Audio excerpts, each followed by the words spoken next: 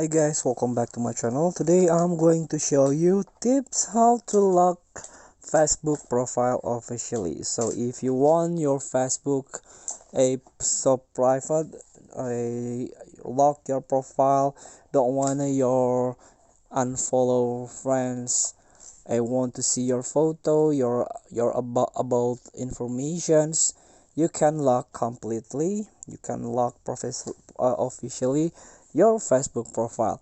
So it's very easy. Just tap on the three stripes at the top of your screen. Try to search the settings button, this one, settings option. You can tap it. Try to scroll down and try to search the a profile locking in audience and visibility. Control who can see what you share on Facebook. You can tap on profile locking. So lock your profile makes your photo and post more private in one step. So only friend will see the photo, post and stories on your profile. Only friend will see your full resolution profile picture and cover photo.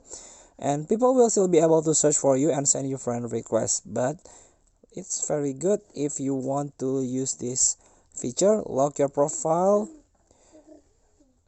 and you lock your profile. So please feel free to try. Thank you for watching. Don't forget to comment, like, and subscribe, and click the next button below. See you in the next video.